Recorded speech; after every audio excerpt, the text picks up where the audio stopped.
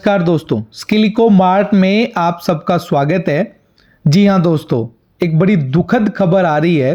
जैसा कि आपने टाइटल से जाना, किसका टारगेट कैंसिल हुआ। बहुत ज़्यादा दुख हो रहा है कि जिन लोगों को बढ़िया पेंडेंसी के कारण कैंसिल कर दिया है। जी हाँ दोस्तों, आज की जो ये वीडियो है वो आपके लिए एक छोटी सी खुशखबरी साथ में लेकर आई है। एक लास्ट चांस सभी को देंगे जिनका टारगेट कैंसिल हुआ है, और उनके लिए स्पेशल 1-to-1 हियरिंग की जाएगी, जिसमें अगर किसी के भी डॉक्यूमेंट्स सही पाते हैं तो उनको उम्मीद है कि टारगेट उनका दोबारा से दे दिया जाएगा। ठीक है दोस्तों, तो सबको ईमेल के माध्यम से एक एक ऑर्गेनाइजेशन को टाइम दिया जाएगा और वो टाइम आने भी शुरू हो चुके हैं। ठीक है दोस्तों। हाँ दोस्तों, ये वीडियो थोड़ी लंबी होने वाली है पर मुद्दा भी संवेदनशील है, तो आपसे रिक्वेस्ट है कि इस वीडियो को कंप्लीट देखें ताकि आप तैयारी कर सकें कि किस प्रकार के डॉक्यूमेंट्स में क्या क्या डॉक्यूमेंट्स आपसे मांगा गया है। ठीक है दोस्तों, जिस प्रकार से जो भी डॉक्यूमेंट की पेंडेंसी आई है, हमने उन सबको स्टडी किया है और हम इस वीडियो के अंदर वो कंप्लीट जानकारी देने वाले हैं कि उनके जवाब में क्या क्या डॉक्यूमेंट आप फर्निश कर सकते हो, दिखा सकते हो। सबसे पहले आपने प्रपोजल को ध्यान से तब पढ़ा था या नहीं पढ़ा था, अब पढ़ना जरूरी हो गया है। तो सुनिए, सबसे पहले हम जानते हैं PMKVY 4.0 की मिनिमम एलिजिबिलिटी। तो आपकी स्क्रीन पर सबसे पहले 3 टाइप के ऑर्गेनाइजेशन, MSME, स्टार्टअप और इंडस्ट्री एसोसिएशन, उनमें मिनिमम क्राइटेरिया क्या था जिसके आधार पर आपके ऑर्गेनाइजेशन को डिस्क्वालीफाई किया गया है।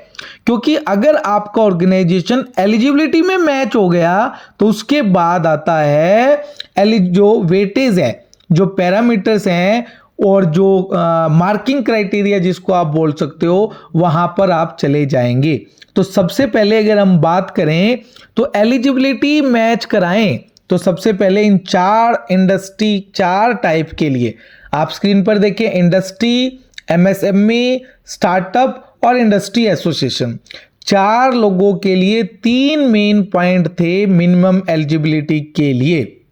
सबसे पहले उसको PIA अप्लाई करना है एज ए PIA।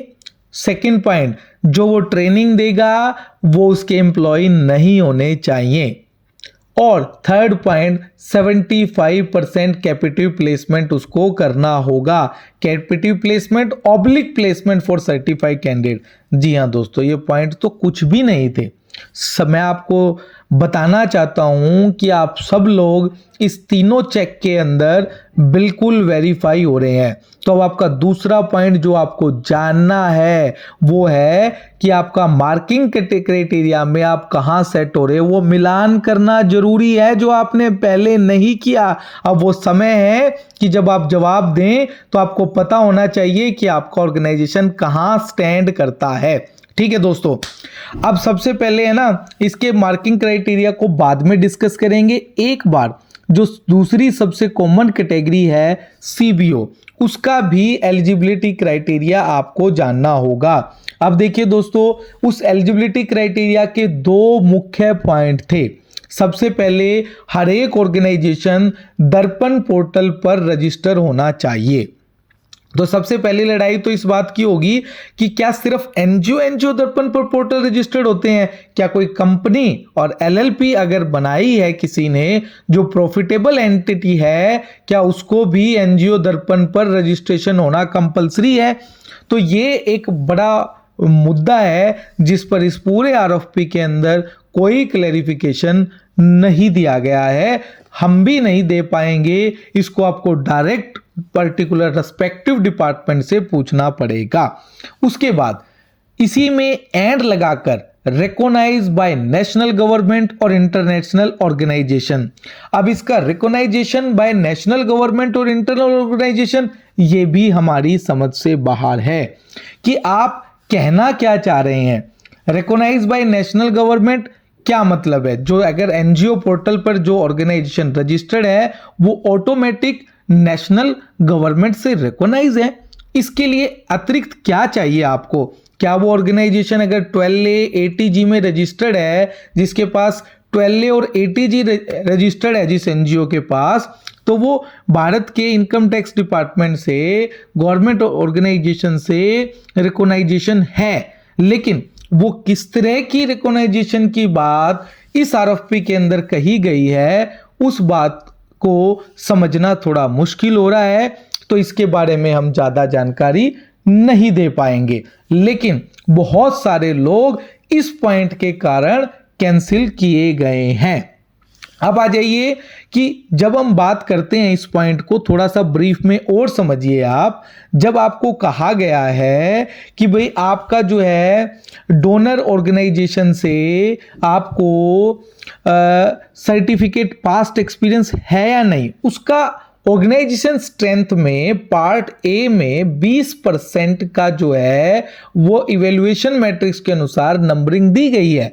अब समझ में ये बात नहीं आती कि अगर किसी ने प्रोजेक्ट नहीं किया तो ठीक है ना, वो नो करके भी तो आगे बढ़ सकता है, ये मैंडेटरी नहीं है। मैंडेटरी क्लोज है कि वो एनजीओ दर्पण पे होना चाहिए और रिकॉग्नाइज बाय नेशनल गवर्नमेंट होना चाहिए। अगर वो एनजीओ दर्पण पर है तो वो नीति आयोग गवर्नमेंट का डिपार्टमेंट है, उससे रिकॉग्नाइज है, उसको ऑनलाइन डेटा चेक किया जा सकता है। जिसके पास 12A ATG है वो रजिस्टर्ड ऑर्गेनाइजेशन है, जो डिफरेंट एनजीओ डिफरेंट डिपार्टमेंट के साथ, जैसे सोशल जस्टिस मिनिस्ट्री के साथ, जो एनजीओ ट्राइबल मिनिस्ट्री के साथ, जो एनजीओ मिनिस्ट्री ऑफ स्किल के साथ, अदर मिनिस्ट्रीज के साथ काम कर रहा है, तो नेशनल लेवल पर रिकॉग्नाइज है। उसका डेटा डिफरेंट गवर्नमेंट की वेबसाइट पर फाइंड आउट हो सकता है। ठीक है दोस्तों, चलिए दो मुख्य बातें हो गई कि आप मिनिमम एलिजिबिलिटी क्राइटेरिया में है या नहीं। अब बात करेंगे इवैल्यूएशन मैट्रिक्स की। जी हां दोस्तों, हमारा काम आपको सही जानकारी देना है। हम किसी भी प्रकार की कोई भी बात जो है वो आरएफपी के आधार पर आपको जानकारी दे रहे हैं। ठीक है दोस्तों, ज्यादा समय ना लेते हुए इवैल्यूएशन क्राइटेरिया पर हम लोग आ जाते हैं। हाँ जी दोस्तों, 4 कैटेगरी आपकी स्क्रीन पर दिख रही है, इन सब के लिए है ये MSME, startup, association, industry association. सबसे पहले फर्स्ट 2 पार्ट में बांटा गया था। 2 पार्ट के अंदर पार्ट 1 में ऑर्गेनाइजेशन स्ट्रेंथ जो कि 40% और सेकंड पार्ट में प्रपोजल स्ट्रेंथ जो कि 60%। हालांकि पूरे प्रपोजल के अंदर कहीं भी ये नहीं लिखा हुआ है कि आपको टारगेट मिलने के लिए कितना % नंबर आना चाहिए, या फिर कोई कट ऑफ लिस्ट जारी की जाएगी जिसके आधार पर एलोकेशन किया जाएगा। पूरे प्रपोजल के अंदर ये बात मिसिंग है। हमने इस प्रपोजल को बड़े ध्यान से पढ़ा और अब आप इसके लिए रेस्पेक्टिव डिपार्टमेंट से पूछ सकते हैं कि हमारी ग्रेडिंग क्या आई और किस ग्रेडिंग को कितना नंबर मिल रहा था। प्रपोजल में ऐसी कोई बात नहीं लिखी हुई है। सबसे पहले दोस्तों पार्ट ए ऑर्गेनाइजेशन स्ट्रेंथ की बात कर रहा हूं मैं। सबसे पहले 25% का वेटेज दिया गया अगर उसका टर्नओवर इंडस्ट्री, एमएसएमई और स्टार्टअप। देखिए पहला जो मोर देन 25 करोड़ वो इंडस्ट्री के लिए है, 200 करोड़ एमएसएमई के लिए है और स्टार्टअप के लिए 100 करोड़ है। तो यानी आप मानिए कि लोअर जो है जिसमें 10% वेटेज रखी गई है उसमें स्टार्टअप के लिए 10 करोड़ टू 50 करोड़, एमएसएमई के लिए 50 टू 100 करोड़, 250 से 100 करोड़। तो जो ऑर्गेनाइजेशन करोड़ों में टर्नओवर नहीं है स्टार्टअप का, तो इसको आप कैंसिल कर दीजिए कि हमें इसमें 25 में से कोई भी वेटेज नहीं मिलेगी। अभी आपका स्कोर है 0, यानी आप 0 स्कोर पर स्टैंड कर रहे हैं अगर आपका टर्नओवर इस लास्ट वाली कैटेगरी, यानी अगर इंडस्ट्री है तो 250 से 1000, एमएसएमई है तो 50 से 100 करोड़ और अगर तीसरा 10 से 50 करोड़ में है तो ठीक है। तो आप अभी तक 0 मार्क्स पे हैं। अब आ जाइए सेकंड पॉइंट पर, महत्वपूर्ण पॉइंट, कितना बच्चा आपने ट्रेंड किया लास्ट 3 ईयर में कंप्लीट किया।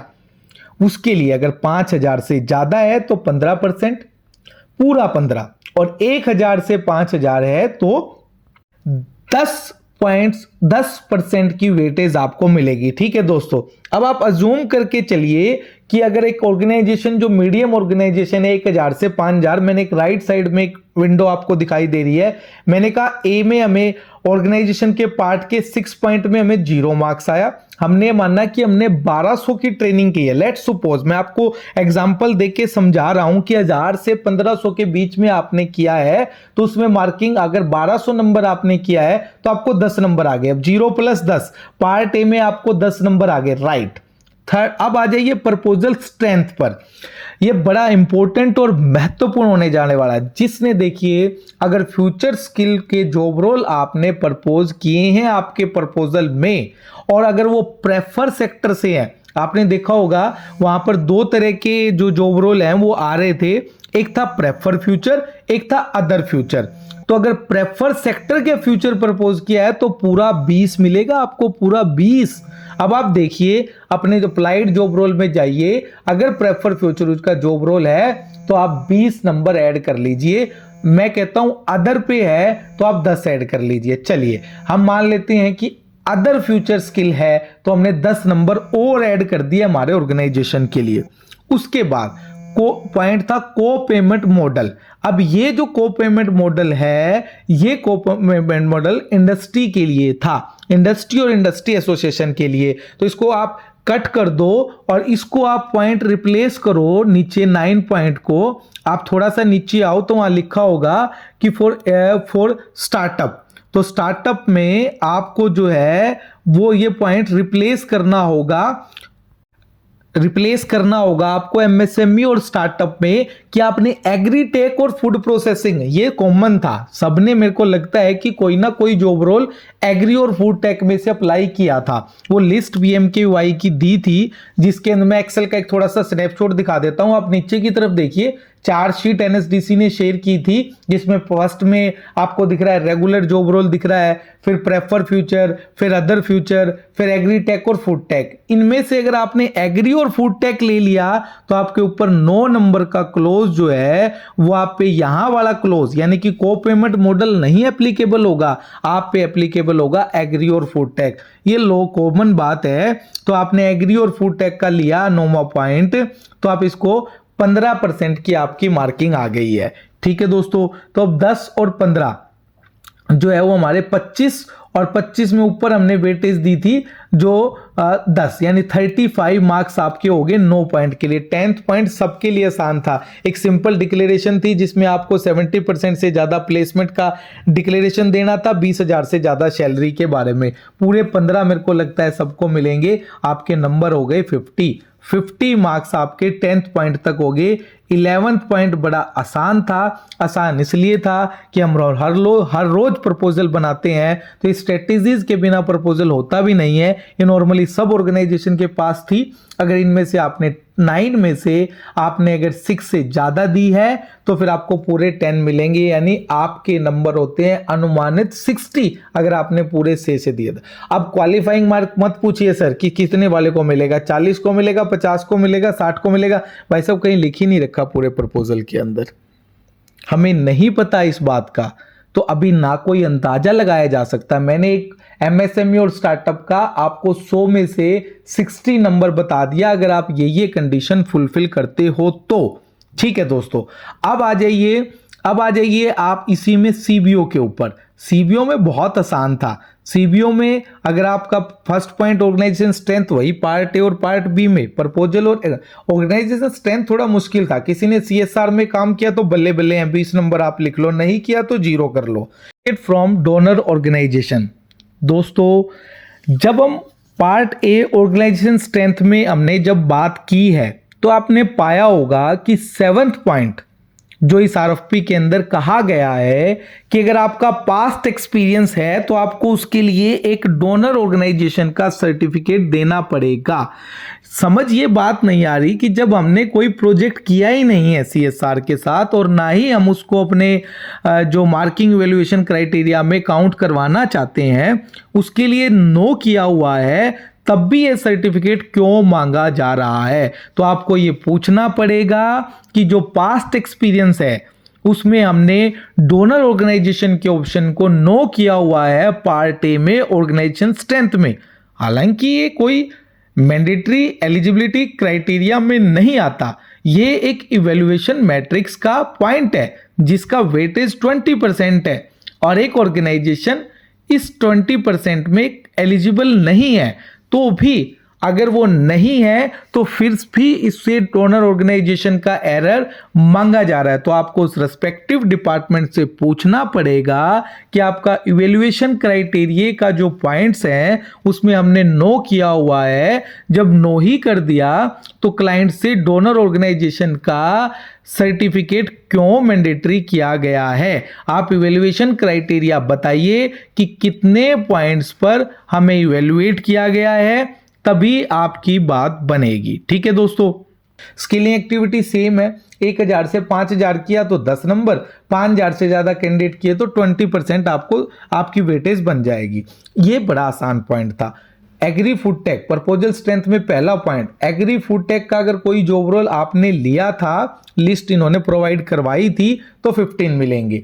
और जो कैंडिडेट आपने अब जब प्रपोजल फाइल कर रहे थे ना, लास्ट में आपको एक ऑप्शन मिल रहा था कि आप कितना बच्चा एससी पढ़ाओगे, कितना एसटी पढ़ाओगे, कितना, अगर उस ऑप्शन को आपने सिलेक्ट किया था तो आपको पूरे 10% मार्क मिलेंगे। अगर आप सिलेक्ट करना भूल गए थे तो आपको 0 मार्क्स मिलेगा। इसी तरह जब एक लिस्ट आई थी जो ओडीओपी की लिस्ट थी, उसी ओडीओपी के अंदर पहली लिस्ट के अंदर ओडीओपी डिस्ट्रिक्ट थे, दूसरी लिस्ट के अंदर इंडस्ट्री क्लस्टर थे और तीसरी लिस्ट के अंदर स्पेशल ज्योग्राफी की कवरेज जो एरिया था वो था, जिसके अंदर कुछ तो एलडब्ल्यूई डिस्ट्रिक्ट थे, कुछ एस्पिरेशनल डिस्ट्रिक्ट थे एज पर नीति आयोग, कुछ जेएनके, लद्दाख और नॉर्थ ईस्टर्न स्टेट को और आइसलैंड टेरिटरी और बॉर्डर एरिया को शामिल किया गया था।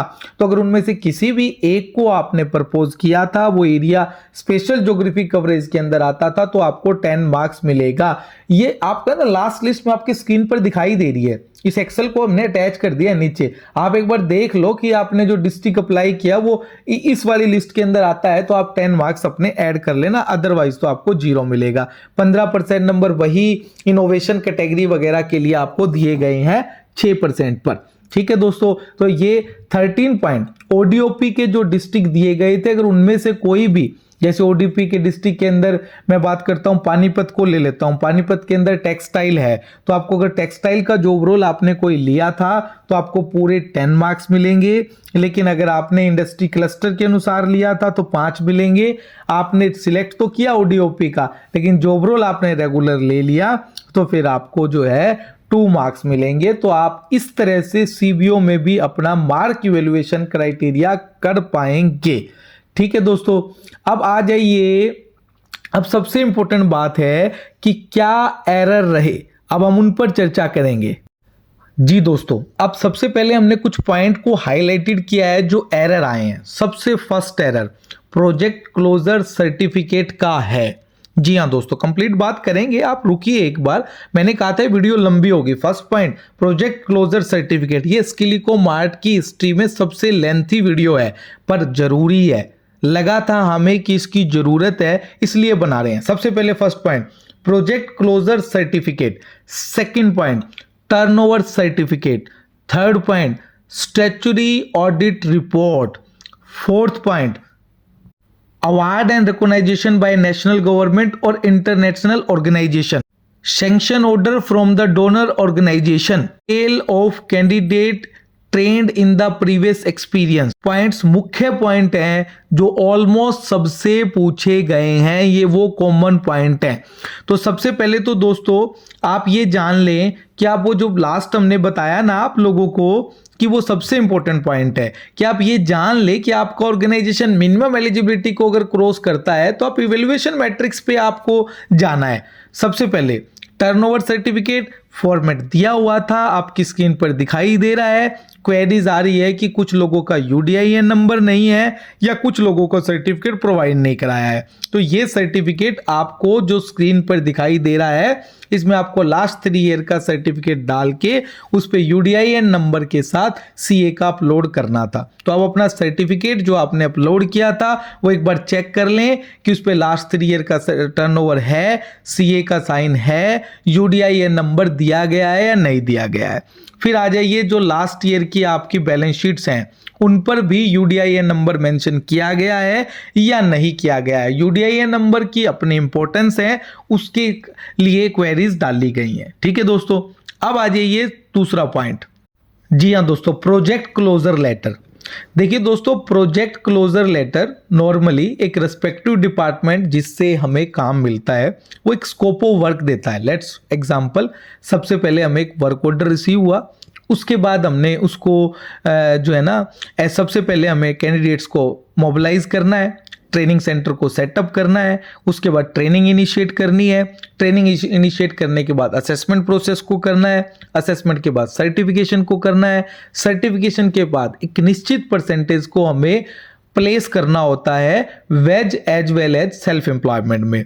अगर आप ये सारी स्कोप ऑफ वर्क पूरा कर देते हैं तो एक रेस्पेक्टिव डिपार्टमेंट आपको जो है वो एक क्लोजर लेटर देता है। पर कई बार प्रोजेक्ट लंबे लंबे चलते हैं जिनमें इतनी आसानी से क्लोजर रिपोर्ट नहीं दी जाती, तो आप एक सेल्फ डिक्लेरेशन में बता सकते हैं कि हमने इस स्टेप तक इतना इतना काम इस डिपार्टमेंट का कर दिया है। और या फिर अगर आपने पूरा प्रोजेक्ट कर दिया है तो आप रेस्पेक्टिव डिपार्टमेंट से एक ईमेल क्लिक कर ये कह सकते हैं कि उन्हें इस काम का वर्क ऑर्डर के अगेंस्ट में हमने स्कोप ऑफ वर्क का सारा काम कर दिया है, तो हमें इसका एक क्लोजर लेटर दिया जाए। तो ये होता है दोस्तों आपका वर्क क्लोजर लेटर, जिसमें आपको जब टारगेट मिला था तो उसका जो स्कोप ऑफ वर्क था वो आपने पूरा कंप्लीट कर दिया, तो उसके बाद आपको रेस्पेक्टिव डिपार्टमेंट या क्लाइंट से क्लोजर लेटर मिलता है। ठीक है दोस्तों, तो ये है आपका work closure letter. MSME proprietorship में रजिस्टर्ड जो कंपनीज हैं या जो संस्थाएं हैं उन्हें एमओए भी मांगा गया है, तो उसका एक क्लैरिफिकेशन ले लीजिए आप, क्योंकि नॉर्मली जो प्रोप्राइटरशिप रजिस्टर्ड होती हैं उनके पास एमएसएमई का एक रजिस्ट्रेशन सर्टिफिकेट होता है और पैन कार्ड उनका खुद का लगता है, तो उनका कोई एमओए या फिर एज सच कोई मैंडेटरी नहीं है। तो उसका एक डिक्लेरेशन आप टाइप कर सकते हैं कि आप प्रोप्राइटरशिप ऑर्गेनाइजेशन है और आपके ऊपर यह क्लोज एप्लीकेबल नहीं है। अब वो रेस्पेक्टिव डिपार्टमेंट की मर्जी है कि वो आपको कैसे एंटरटेन करता है।